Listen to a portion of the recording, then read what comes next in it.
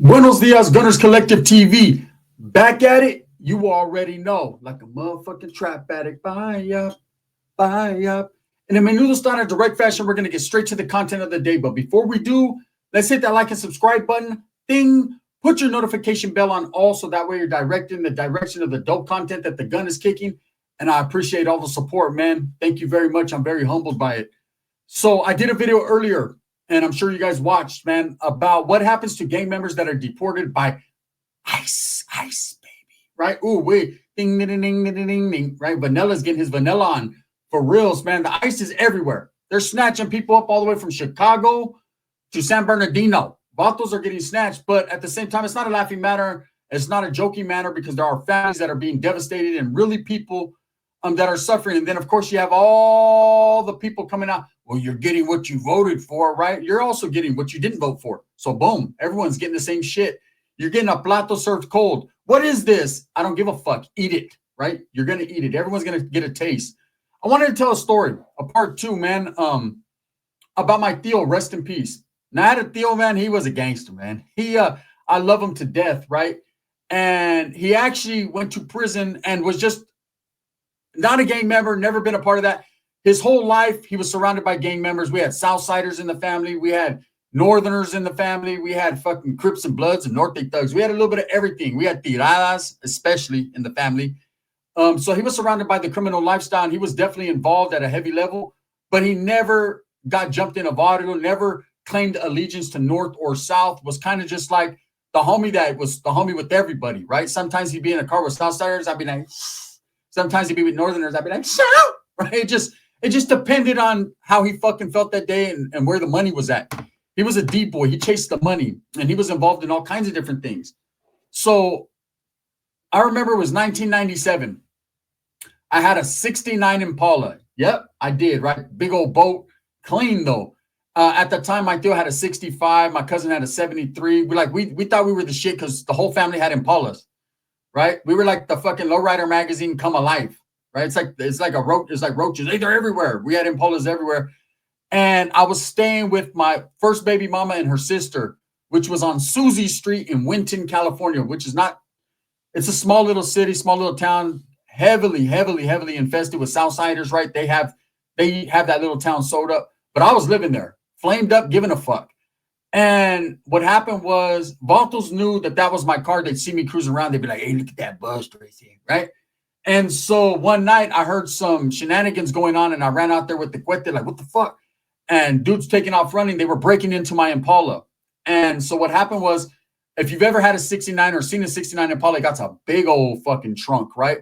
So the top of my trunk, they were trying to pry it open with a crowbar. I don't know what they were trying to get out of it. I had one little woofer that I bought at Walmart. You know what I mean? I was just fucking half stepping. So they wouldn't have got much. They got some tools and a fucking woofer. But they tried to break into it. And so they fucked my whole trunk, the top of my trunk up. So my grandmother at the time, she lived on Santa Fe, old Santa Fe, which was right down the street from Susie. You bust a couple lefts, go down California Street. You're on Santa Fe. My grandmother lived right there. My grandmother was like the gang member den home, right? All the different gang members be there. Be Norteños, Southsiders, everybody that wanted a tortilla would be there, straight up. And there was like a no hands policy at my grandmother's house. It was like prison. True story. Gang members going in and out because I had a primo that lived there who was a Southsider. My Theo lived there, and I had a couple other primos that were just lazy that stood there, right? Grandma supported them. So anyways, I'm all pissed. Fuck, man, my trunk. So I wait till the morning, and I tell my old lady, hey, let's go to my grandma's house. I need some special tools so I could try to fix this. I'm asking my Theo if he'll help me. My Theo was hella cool, laid back, right? I was never interested in his business and what he had going on, but I was about to find out exactly what he had going on, and I'll let you know how I felt about it. And I'll ask you guys how you feel about it. So I remember that day I pulled up. My Theo's Impala's there, so I'm like, cool. I know I have some tools. I know he could help me fix the shit because my baby's mom, because she was pregnant, she couldn't help me fix it. It was too heavy, right? I needed to take the whole trunk off, fix the latches, reattach it, little dent puller, all that. So as I pull up, my grandmother's car there, my Theo's car's there, my primo's fucking old beat up Cadillac's there. That about to start away. That fool was a super Southsider, right? So I walk in the house. My grandma's watching Esmeralda. You know what I mean? She's watching her novela, and I can smell frijoles cooking. I mean, it just smells like Mexico when you walk in. I loved it. So I walk in and I leave my baby's mom in the car because she doesn't like roaches. And see, at this time, my grandmother, those were the primos, so there was gonna be a roaches involved in the whole process, right? So she was like, every time I go over there, fucking, roaches are crawling on me and shit. I feel embarrassed. So I said, well, just stay in the car then, And he's like, I'll bring the roaches back to you. It's like don't trip. We're gonna Uber eat it. So I walk in and my grandma, I'm like, hey, where's Steel Mark at? She was like, he's in his room. That's how my grandma talked. He's in his room. Rest in peace to my grandma. I love her to death. My dad's mom, right? Straight gangster, real one. She'll beat the shit out of everybody. So I walk down the hallway. It's a long, dark hallway, right? And he had the room at the left side at the end. So I knock on his room and I hear chicks laughing, giggling. And I'm like, oh, shit, he's in there fucking taking care of business, right? I don't want to, damn, I need my trunk fixed, but I don't want to impose. So I go in my primo's room, the south side. I said, get up, fool. And he's like, damn, Mister, what are you doing in my room? I said, hey, what's up with Mark, man? Who's he got in there? Some chicks or something? I need my trunk fixed. He's like, you're on your own. I don't fuck with Norteños, right? So I'm like, hey, no, for reals, bro. Where's the tools and shit? And he was like, I don't know. Ask that fool. So I'm like, all right. Now, I need you guys to understand this. My uncle had just got out of prison like maybe 3 months prior, okay? And he came out with a peculiar tattoo on his calf that blew everybody's mind.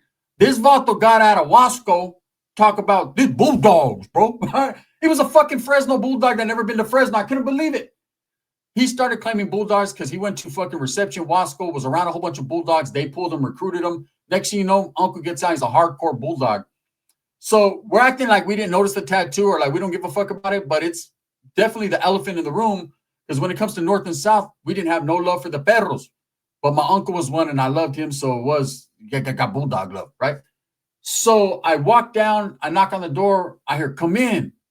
And I open the door and, whatever's in your mind and your fantasies when it comes to women, this is what I'm seeing. I walk in and there's about 10 buck naked chicks, all Mexicanas, beautiful. Well, there was a couple mugres, right? But most of them, I'd say 7 out of the 10 were, and the last 3 were, go make a tortilla, right? But I walked in and I was like, oh, hell yes, right? And immediately the first thing I thought of, my baby mama, I hope she doesn't come in here. Wait up, she's scared of the rats, the roaches, the shiesty approaches, maybe. And my primo's already out there trying to politic, getting at her. Damn, that's not what's up, right? He's keeping her company outside. So I'm like, hopefully he can keep her company long enough, maybe put dick in her mouth. I don't care at this point. I'm trying to be involved in these shenanigans. They're all buck naked. My uncle's buck naked, hung like a whore, chilling in the middle of the bed with all these chicks. And I'm like, damn, he's like, come on, let's party. I'm like, you can put some boxers on. You can put your fucking shirt on, and some boxers. So I go out and I tell my baby's mom, hey, this is what I need you to do. I need you to take the car home. We're going to go over there later. I got to help my uncle with some shit. And she's looking at me all crazy. My primo's like, he's looking at me all crazy. I'm like, don't snitch, right, fool? He's not. He's down. And so, bam, she takes the car. She leaves. I'm giving her the keys. I'm like throwing them in her face, jangling them. Hurry up, take them, right? Get out of here. So needless to say, I go back in that room and it's party time in the LBC. We have fun. My grandma's screaming, I'm trying to watch my fucking novela. Tell that whore to shut up. I'm in that motherfucker like, I'm going to stop hating. She's like, you guys want a burrito? Yeah, we do, right? So we're getting paid. And so the chicks are all getting dressed. And my deal's like, hey, I'm going to fucking take them to work. And so I'm like, how the fuck does he get this many chicks? I know it's too good to be true, huh? Well, here's the truth of it. My deal was doing the Coyote, right? The Wile E. Coyote. What he was doing was he was transporting all chicks from Mexico over, and then he would get them a job in this warehouse, and they'd all break them off money. Now, at the time, I thought it was a come-up. I was a scandalous, dirty criminal gang member. Hell yeah, fool, you're working these chicks. I didn't realize what he was doing, and what he was doing was he was fucking them, and they felt like obligated. He wasn't doing nothing bad like that against their consent, and believe me, I wasn't, but it was more so like this was all they had. They didn't have family. He'd find all the fine chicks and fucking drive them over. It was crazy what the little hustle he had. And they'd be paying him until they were done paying him. And he'd get paid in every form or fashion. He'd barter. The bartering system was going on. So my deal was doing that for a minute, right? And it was crazy. My baby mom never found out. You found out now, bitch? Yes. We were doing what we were doing, right? I'd make sure I was over there every Tuesday. That's good for Taco Tuesday. That's good, kind of taco I like, Arby's. And I'll take the number 4, 2 blondes, a brunette, and says, I know your hair's dyed, but fuck it, let's go. And this was what the program was around my grandmother's house when it came to my tío, man. He was doing this for a long time. Now that I'm older and I realize exactly what it is, this happens all the time. So let me tell you how I almost got deported. Right? Crazy, right? Born in East LA for reals in real life. So about a couple years later, so that happens, man. I realized that my Theo's doing that. He ends up getting caught up on another case, man, going to jail for a little while. He ends up getting involved with a drug deal gone wrong, and they kill my uncle. You know, rest in peace, my uncle's dead. I've told a paranormal story about seeing him the day he got shot, cruising down the street, and it wasn't even him. But that's neither here nor there, man. So yeah, that's what he was doing. There's a lot of people that do that. And it was fucking unfortunate because the chicks were being taken advantage of, basically. You know, they had nowhere to go, so they were staying right there, all in his room, all cooped up, cooking and cleaning. And my grandma was like, "Bitch, get rid of the roaches," right? And so that's what they were doing. So years pass, right? My uncle's dead now, rest in peace, and I need a jale. I can't find a job. I looked everywhere, man. But an ex-convict in California, in them times, it was hard to find a job, especially in Merced, man. Everybody worked at the Dole Company or Foster Farms in Levi's. Like, there was no jobs especially for a tatted down fucking gang member. It just wasn't going to happen. And so I decided to go work in the fields. Now, I had never worked in the fields. My family, my mother, my grandmother, you know, my whole long line of family have worked in the fields. But up until that point, I never worked in the fields. So my homegirl's like, "Hey, let's go work in the fields." My homegirl's mom says she can get us on. We just have to go sign this paperwork, whatever. It was very easy to work in the fields. They'll take anyone who wants to work their ass off. So we go to the tomato fields, true stories. And we're out there working out every day. One of the homegirls' moms would pick us up. She'd take us and then she'd pick us up. We worked from 1 a.m. to 1 p.m. That was our shift, right? We'd get there all tired, like añas in the eyes. That means mocos. Oh, wait, that means boogers for the woods, brother. All in our eyes. We'd be tired and then we'd just get straight to work. And it was 24-hour shift. We'd work from 1 at night to 1 a.m. Then the other shift would come on, or 1 in the afternoon, they'd come on, and vice versa. And that's just how it went. And we didn't stop till the tomatoes popped, right? It was just tomate all day. Paisas be eating tomatoes with salt and shit. ¿Quieres una con sal? Nah, I'm good. I mean, I'm tomatoed out the game, brother. I feel like a walking spaghetti noodle. I'm good. You know what I mean? I don't do rigatoni. So anyways, I'm chilling and I'm working my ass off. I'm making good money. I've been out there for a month. Now, the homegirl's mom, she was a paisa chick. She had a hustle. Her hustle was she did papers for dudes that didn't have their papers together, you know. And we paid her $50 a week each. And there was crammed 8 of us in a Honda Accord. So she was getting money. She was getting paid. Well, me, like the asshole that I've always been, I realized I don't want to give her no more money. Even though she hooked me with a job, even though she's fucking looking out. She's talking about, "You want me to do your papers?" Motherfucker, I was born in Modesto. I'm good, right? I don't need to do my paper. She's trying to hustle. She gets at me the wrong way. It's because I could hear her talking shit. I understand enough Spanish to know that she's saying this fucking lazy motherfucker. And I ain't even gonna lie. I was trying to hustle the paisa. "You do my job, you get $10. Right? I was working, but I was working the system. So anyway, she fucking, we get in a lightweight argument. And I tell her, "I don't need your ride," which I did, but I was being tough, right? She leaves my ass out there. Man. I'm in the middle of the fields and nothing. And so I hustle a way to keep going out there for a little while, but it doesn't last too long. But I seen the situation a lot of the paisas were in. A lot of them were illegal. In fact, there was a couple nights I had to go stay at the hotels with the paisita because I had nowhere to go. I was out in the fields with just me, a tomato, a half a fucking canteen of water, and a fucking pit bull chasing me. Where the fuck's the pit come from in the country? But there was one, right? I'll never forget.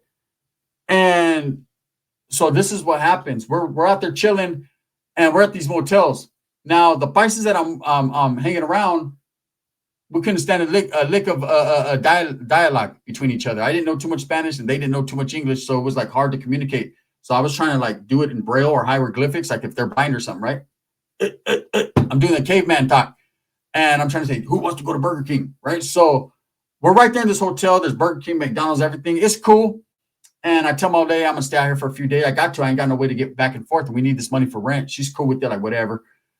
Just get the fuck out of the house. The black dude doesn't want you here anyways. I found that out later. Anyway, so as I'm chilling, there's a paisa. He's an older dude. He would sit out there all day. We'd work, and then he'd just sit out there and just smoke his cigarettes. And he comes in, he's all panicked. La migra. And I'm like, you got to understand, I've seen Born in East LA a long time. ago, you know what I'm saying? But I know what it means, but I don't know what it, to me, it don't mean shit to me. Well, fuck, I'm American, right? Shit, best believe that. So I walk out there, get down. Oh, shit, I'm down. And we're getting ragdolled, snatched up, and I'm seeing a lot of these spices that are my coworkers, people that I fuck with. Like, hey, what we were playing cribbage yesterday. You know what I mean? It's like I was trying to teach this guy pinochle in caveman talk. He's getting snatched up. Everyone's getting snatched up. They ragdolled me a little bit. Now, it wasn't ice. It was before ice. It was just la migra, right?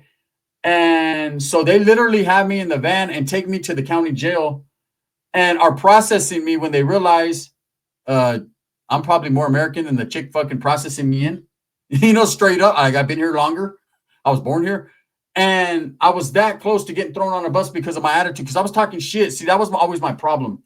I thought my shit didn't stink, and it stunk just like everyone else's. I thought I was bad because I was gang man. I was like, this Norte, man. I was Norte? That's Spanish. Get your ass over here. What?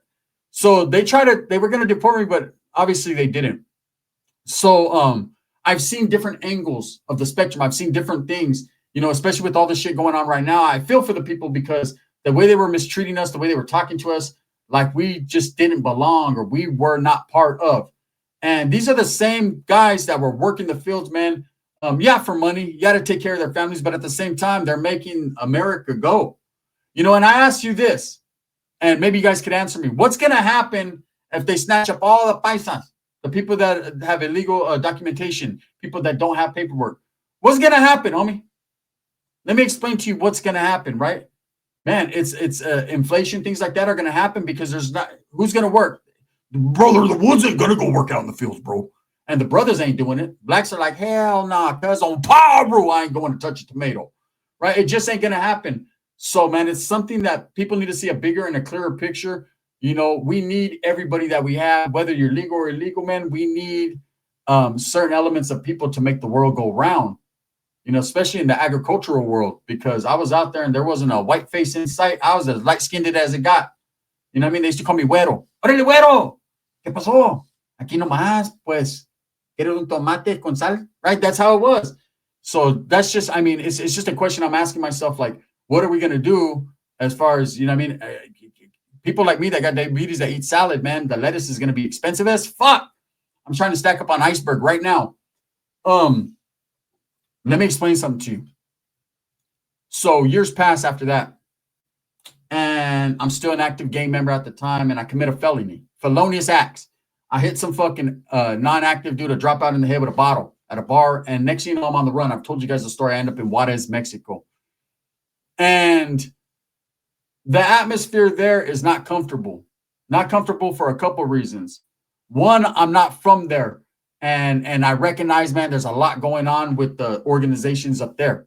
Okay, I don't speak on cartel business, but shit was cracking at that time. Two, nobody liked me.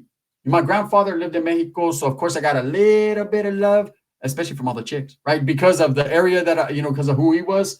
But as far as myself, they didn't like me and my homies because we were gang members over there, and they thought that we would pose a threat, and we were just a bunch of fucking lazy Chicanos from Northern California. So we got no love. So I feel for the people that are getting deported that actually grew up the majority of their lives in California, wherever, whatever state on the West Coast or wherever they get deported from, that don't have family, don't have friends. It's going to be an ugly situation. You're going to be taken advantage of. You know, I was out there and trip out on this. We're downtown in Central. And that's right there, downtown Juarez. And there's like a bunch of indoor swap meets and everything. We used to go to a barber shop to get a fade back when I had hair, right? And there was a white guy that came running up to me. Hey, help. I don't know if it was like a magnet to the white people, right? But he's like, come on, brother. They robbed me, brother. The Mexicans robbed me. And I was like, you want to get robbed again? What do you got left, right? So the thing was, the way he was treated, the way people are treated over there is just pretty much the same how people are treated in the United States, man. It's very unfair. We live in a world where people are only about themselves and only care about them rather than looking out for other people. It sucks. I see my tío, like I said, taking advantage of those women, man. He should have been looking out for the gente, but of course it was all about money and pussy at the time. And then, of course, I see my homeboys, man, get deported, and it's sad, man. They leave behind baby mamas and kids. And do you think any of the homies from the water look out for their? Nah, they're trying to bone her. You know what I mean? Look at that looks just like the homie, the little kid. Look at him. Hey, want to be in the water? Want to be in the water? It's It's just crazy the world we live in, man. There's no love, there's no support. So I'm going to tell people, man, go out there and support, and stop blaming people for what's going on and understand it's the world we live in. Anyways, with that being said, thumbs up or thumbs down. Heavy's going to be the head that wears the crown. I'm going to continue to strive, struggle, and strive for what I truly believe in. And that's the betterment of all people. I'm going to tell you right now, Juarez, it was dangerous. Fucking dangerous.